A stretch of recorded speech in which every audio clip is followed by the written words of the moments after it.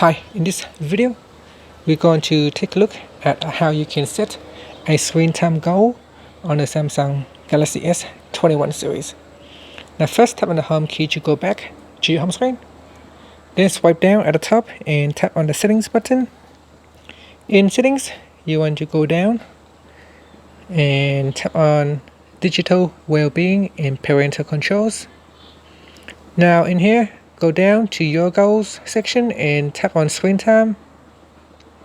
And in here you can see I have a goal set already.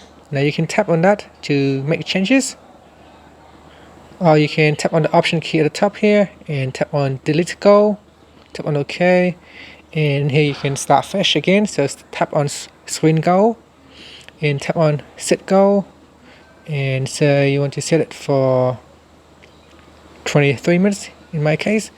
And so you can see here I have 1 minute remaining. When the screen time is up, it will remind you that you have spent all your time for today, and maybe you should take a break from your device. And that's it. Finally, you can tap on the home key to go back to your home screen. Thank you for watching this video. Please subscribe to my channel for more videos.